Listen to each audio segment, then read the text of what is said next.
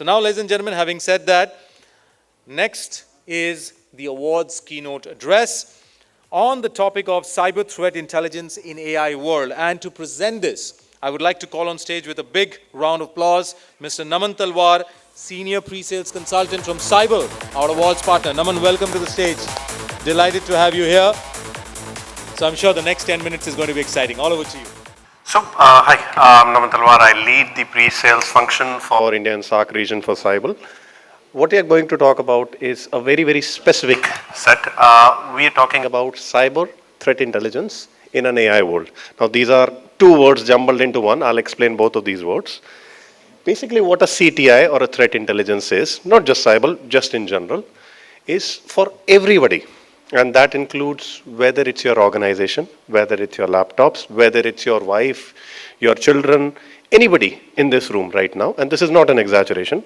There is a large amount of information, data, credentials, passwords. There are about 100, 150 kinds of risks that already turns up on different places. One of the places could be dark web.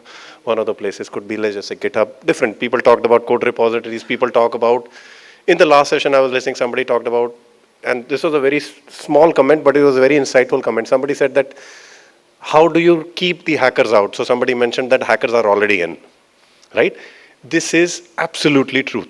And there is no exaggeration. We'll show you also, maybe in a more private session, how that works. But there is a large amount of information that has already gone for everybody. And these are tangible risks, not hypothetical risks that comes out. These risks form in 100, 150 ways. I'll explain some of those. I only have 10 minutes here. On top of it, just to categorize the risk, just to understand the risk, just to simplify the risk, because the credentials, if I'm talking about credentials, it doesn't come in 10, 15 credentials, it comes in hundreds and thousands. At any point of time, and again, this is not an exaggeration, 5 to 7 to 10 to 15% of active users within the organization, and again, this is not an exaggeration, could be 5, could be 3%, could be 7% somewhere, on which the data is already out. There could be spywares, there could be credentials, active credentials that has come out. So, cyber threat intelligence first is to collect that information. How that information turns up, I'll explain in the next slide. The second element is in the AI world. Now, this means two things. One is, if there are hundreds of alerts, hundreds of data points that I have of you, which one I need to prioritize first? If it's a CEO, I need to tell it to you right away. If it's a critical application, I need to tell it to you right away. So AI helps you understand what is being shared by Cyble. That is one. The second thing element is AI world is also now being used categorically by hackers. The bare minimum that we are seeing right now is at least more sophisticated phishing campaigns. Even that, at least we are not seeing grammatical errors in phishing campaigns. This used to be a problem, that if the hacker is not writing it, because these are Russians, right? Russians, Chinese-speaking hackers, a lot of time the English is not to be. So phishing tools used to make it, but it has become very, very sophisticated. It could be from deep fakes, it could be all kinds of risks. So let me just explain the kind of risk that comes up. I'll take probably about 5 minutes. If you can move, I am not able to move from here. Next slide is fine.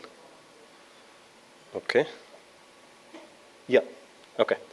So let me just take your attention towards the bottom third from the bottom, which is the dark web and cybercrime. A lot of you already know what dark web is. I'll just explain.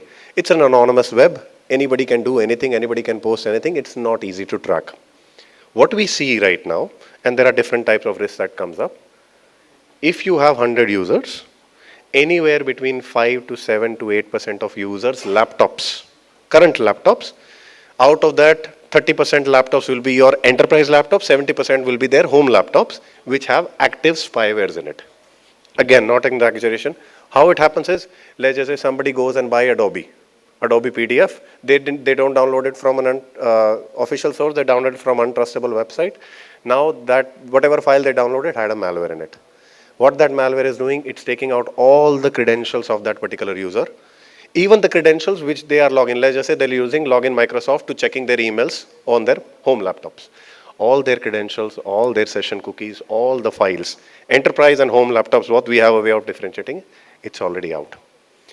People, we go on to the mall, let's just say we are in Radisson right now, go and buy coffee, people will ask you for your phone number and email. A lot of time people tend to give their professional emails, company emails on third parties. Every second, third, fourth, fifth day, and again, this is not an exaggeration, companies get compromised. Through that, their active credentials, information, passwords, where do they live, all of that details comes in. Actively we see, and this typically goes up to 15 to 25% of your users. Again, not an exaggeration, we can demonstrate that. There are documents, there are people saying, I have hacked this, I have this. Somebody talked about supply chain. One of the most critical ways is you don't get compromised, your vendors get compromised. Through your vendors, large amount of data coming up. Every second, third, fourth day, some organization in India, data comes up on the dark web, legitimate data comes up on dark web, and somebody claims I have compromised this organization. Through that, already a large amount of data is being taken out. So this is one.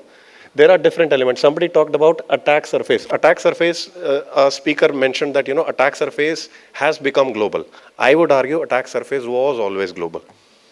Even if people didn't like India, so it could be, let's just say, attacks coming from Pakistan and China, there are a lot of financially motivated hackers out of Russia, out of America, out of whatever, who are already infiltrating the organization. Attack surface is truly global. So what does come in that? Vulnerabilities come in that. Exploits come in that. These are active exploits. VAPT can only do the monitoring probably once in a quarter, twice in a quarter, whatever, 1 month or whatever. There needs to be an active scanning that should happen 24/7 because there are a lot of assets you don't know. So that element starts coming in. If you see just above attack surface on the right, second from the top, there is a thing called brand intelligence. Now this is a very common thing almost everybody must have seen in this room right now. It's your CEO, it's your CFO, it's your CTO, it's your CIO, it's you. Because there are a lot of senior people here also. People, what they do is they will use the LinkedIn image that you have or the website image that you have. They will create a fake WhatsApp account. They will start sending phishing emails to your team. Messages. Can you send me this file? Can you transfer money into this account? So there is a brand hurt that happens. People creating fake mobile applications, 5,000 downloads, 2,000 downloads, 10,000 downloads already. Fake social media accounts. Fake domains. Let's just say, for example, it's gov.in, right? Or HDFC Bank or whatever example you take. People will create HDFC with 2 C's bank in it. They will host it for 3 months, 6 months, 9 months, start sending phishing emails. So point I'm trying to make is, there are about 100, 150 different ways we are already seeing. And with the advent of AI, it will be probably more. There are all kinds of risks that are turning up. What we try to do is, we need to collect all of that information. We need to reduce the noise. So let's just say if thousands of employees are turning up, the employees who are already left, I need to remove those. And show me the active employees with active laptops right now whose data is being sent on the dark web as we speak. So all these kinds of things we are already seeing. Very, very mature markets, very, very rich hackers that are coming up. So these risks needs to be picked up, these risks needs to be consolidated, and it comes in about 100 chips. We'll not talk about all the 100 chips right now, but all of those gets picked up. Now where the AI element that comes in is, if you can move it again, yes. Where the AI element is come in is, all of these, whether it's a government platform, whether it's an enterprise platform, which most of the users are, whether it's an endpoint platform, whatever, all these different risks needs to be correlated with each other. Let me take an example. Now we know Naman Talwar's password has come out. Okay?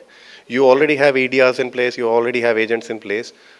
What if something is monitoring the dark web and somebody immediately triggered Naman Talwar password has come out? The agent, the EDR, apart from doing the traditional AV function and the isolation function and process function, it immediately notifies the user and gets the password change. Point I'm trying to make is, all of these kinds of risks that turns up, you need to have a central AI layer just to understand, because the amount of risk, the amount of data, both noise and true positives, is extremely large. To manage that, all of that element comes in. So what I talked about primarily was the enterprise, but there is a government element, there is a threat intelligence element, there is a CSPM element, and all of this is automated. So the intention of this is, none of these platforms you require an L1. None of these platforms you require a lot of manual intervention if it's configured properly.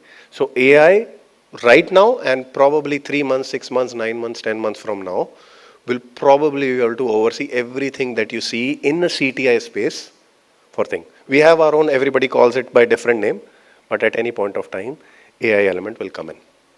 So more sophisticated attacks coming in, people trying to understand what kind of attacks those are. All of that combined forms under one umbrella.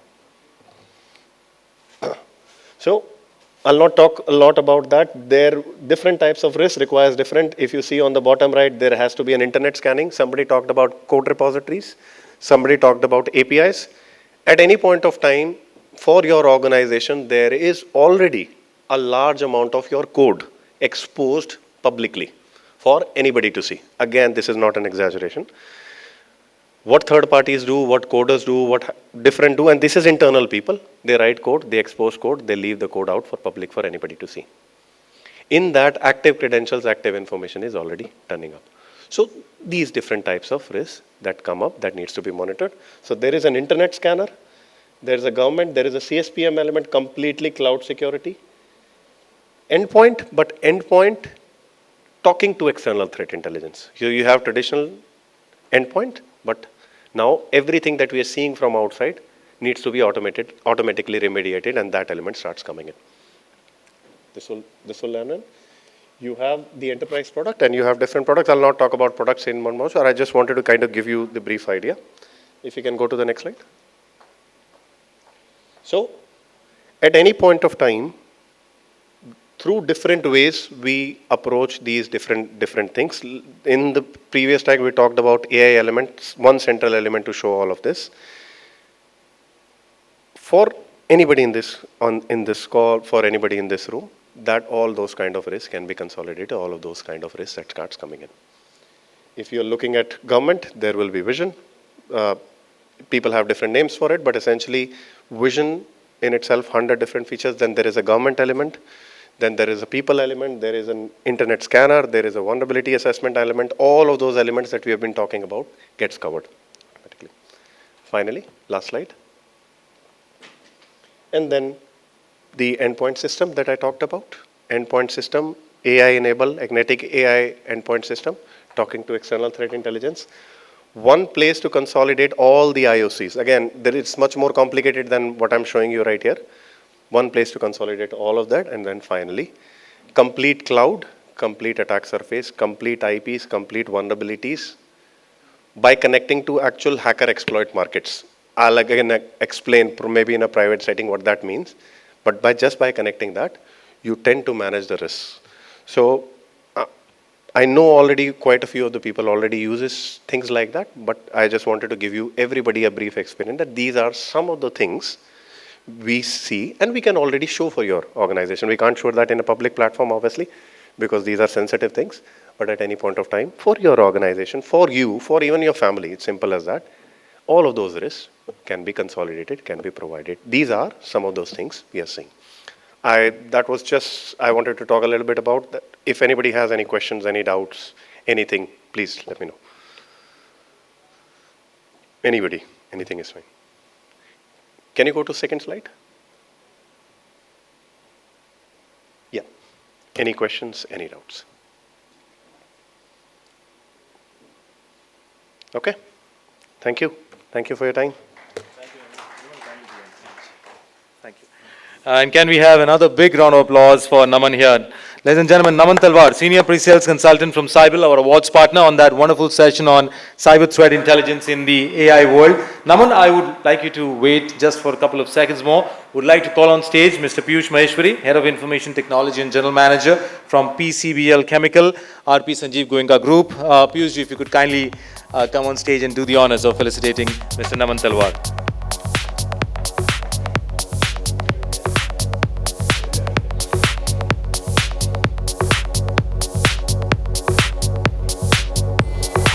Mr. Naman Talwar, ladies and gentlemen. Big round of applause once again.